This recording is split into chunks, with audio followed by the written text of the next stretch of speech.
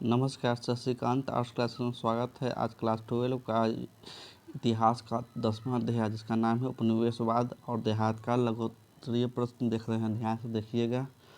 पहला क्वेश्चन है, अस्थाई बंदोबस्त क्या था? उत्तर, भूमि कर या लगान इकट्ठा करने की प्रथा जो 1793 में अंग्रेजी गवर्नर जनरल लॉर्ड कॉर्नवालिस ने चलाई उसे अस्थाई बंदोबस्त कहते हैं।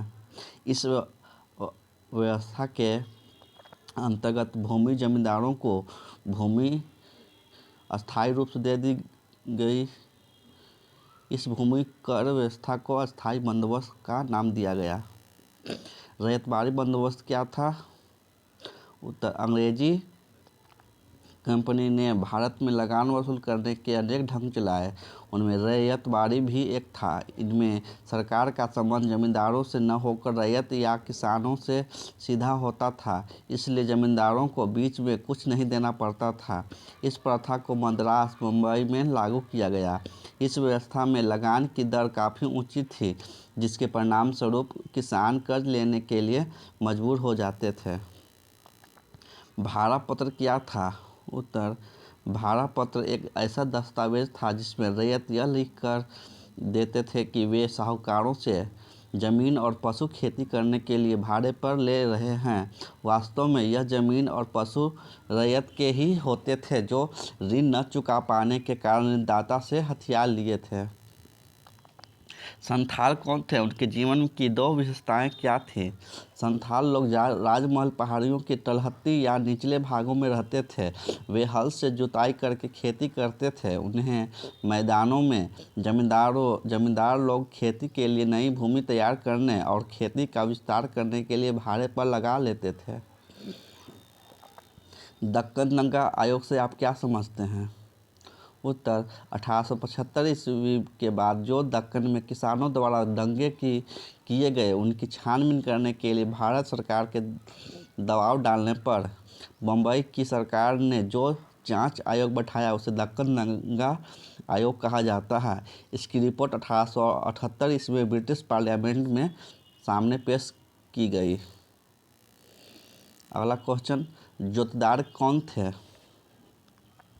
उत्तर, धनिक किसानों के समूह को जोतदार कहा जाता था, जो 18वीं शताब्दी के अंत में जमींदारों की बड़ी मुसीबतों का लाभ उठाकर अपनी शक्ति बढ़ाने में लगे हुए थे। 5 अंक के प्रश्न, राजस्व राशि के भुगतान में जमींदार क्यों चूक रहे थे? उत्तर, इसके अनेक कारण थे। आरंभ में राजस्व की दरें और मांग बहुत ऊंची रखी गई थी, क्योंकि सरकार सोचती थी कि बाद में राजस्व की मांगों को बढ़ाया नहीं जा सकेगा। शुरू में जमींदारों को अपनी अपनी भूमियों के सुधार में अपने आसपास से बहुत धन व्यय करना पड़ा, जिसके परिणाम स्वरूप लगान का भुगतान करने के लिए उनके पास धन की कमी हो गई।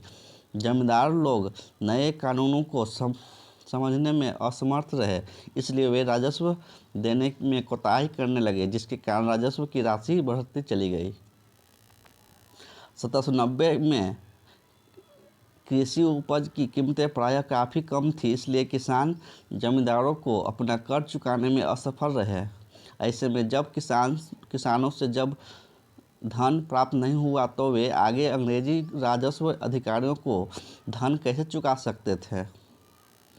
राजस्व की राशि तो एक समान रहती थी, परंतु कई बार सूखा, अकाल पड़ने या अधिक वर्षा के कारण फसलें बर्बाद हो जाती थी, परंतु राजस्व वैसा ही बना रहता था, जिसे प्रतिकूल परिस्थितियों में चुकाना काफ़ी कठिन हो जाता था। जमींदारों से सभी प्रशासनिक अधिकार छीन लिए गए थे। वे अपनी सैन्य टुकड़ियों भी नहीं रख सकते थे। इस प्रकार किसानों पर उनका नियंत्रण काफ़ी ढीला पड़ गया। ऐसे में किसानों से पैसा वसूल कैसे किया जा सकता था? जमींदारों को कमज़ोर होता देखकर अनेक गांवों के मुखिया, जोतदार या पंडित बड़े प्रसन्न होते थे, क्योंकि अब उनके विरुद्ध शक्ति का प्रयोग नहीं कर सकते थे। ऐसे में जमींदारों या उनके प्रतिनिधियों जिन्हें अमला कहते थे। किसानों से भूमि कर एकत्रित करना काफ़ी कठिन हो जाता था। संथालों ने ब्रिटिश शासन के विरुद्ध क्यों विद्रोह किया? उत्तर: संथालों के ब्रिटिश शासन के विरुद्ध विद्रोह के निम्न कारण थे।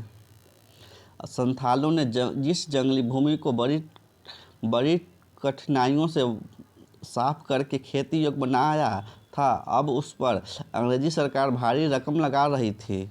उधर साहूकार लोग भी ब्रिटिश सरकार के अधिकारियों से मिलकर ऊंची दर से संथालों को कर्ज देने लगे थे। कर्ज न मिलने पर वे उनकी भूमियों को हथियाने लगे थे। साहूकार की इस कुचेष्टा के पीछे ब्रिटिश सरकार का हाथ था, ऐसा संथाल लोगों ने महसूस किया। इसलिए वे साहूकारों को नहीं, ब्रिटिश सरकार को दोषी मानने लगे थे।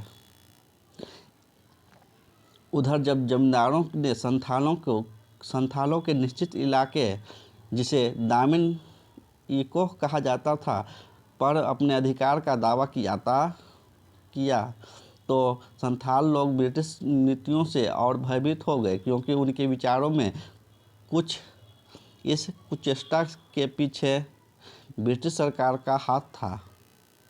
ब्रिटिश सरकार जैसे जैसे सुदृढ़ होती गई, उसने पहाड़ी क्षेत्रों को भी अपने दृढ़ नियंत्रण में लेने का प्रयत्न किया। ऐसा ब्रिटिश साम्राज्य की सुरक्षा और आर्थिक स्थिति के लिए आवश्यक माना गया। ऐसे में जब संथालों के इलाकों पर ब्रिटिश सरकार ने अपना नियंत्रण करने की सोची तो संथाल भड़क उठे। उन्होंने 1855-56 में ब्रिटिश सरकार के विरुद्ध विद्रोह कर दिया।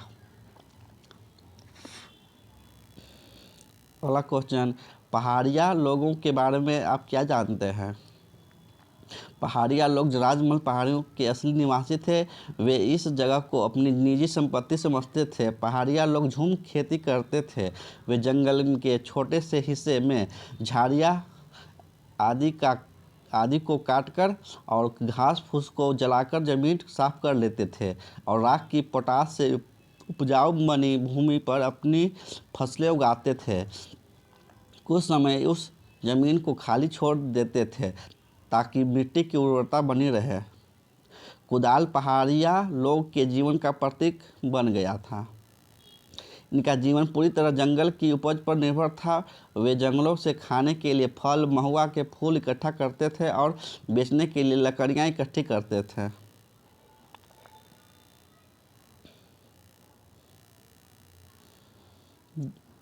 दीर्घोत्तरीय प्रश्न, किसानों का इतिहास लिखने में सरकारी स्रोतों के उपयोग के बारे में क्या समस्याएं आती हैं? किसानों संबंधी इतिहास लिखने में सरकारी स्रोतों के उपयोग के दौरान आने वाली समस्याएं।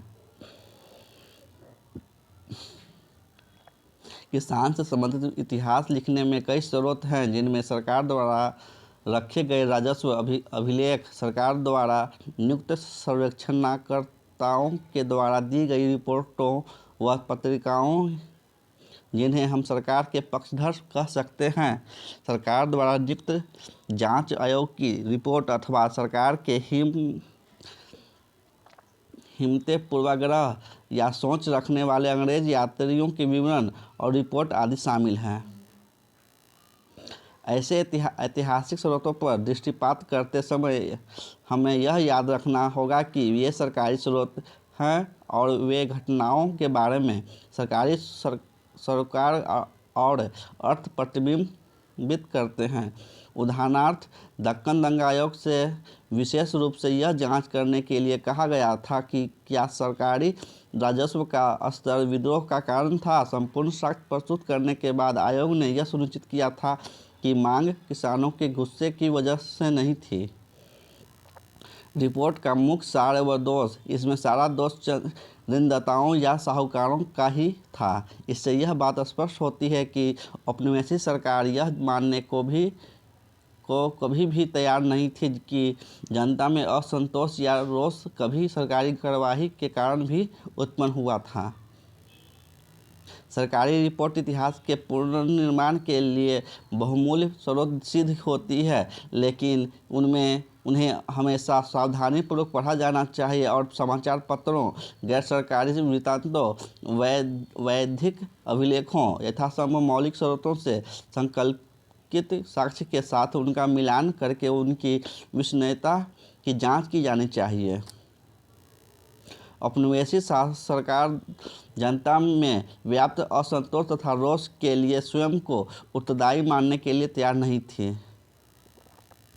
ईस्ट इंडिया कंपनी ने जमींदारों पर अपना नियंत्रण बढ़ाने के लिए क्या क्या कदम उठाए? जमींदार की सैन्य टुकड़ियों को भंग कर दिया गया, सीमा शुल्क समाप्त कर दिया गया, उनकी कचहरियों को कंपनी द्वारा नियुक्त कलेक्टर की देखरेख में रख दिया गया, जमींदार से स्थानीय न्याय, स्थानीय पुलिस की व्यवस्था करने की शक्ति छीन ली गई। समय के साथ साथ कलेक्टर का कार्यालय सत्ता के एक विकल्प भी केंद्र के रूप में उभर कर आया। जमींदार के अधिकार को पूरी तरह सीमित और प्रतिबंधित कर दिया गया। धन्यवाद। इतिहास का 10वां अध्याय समाप्त हुआ। अच्छा लगे तो लाइक, सब्सक्राइब, शेयर करना न भूलें।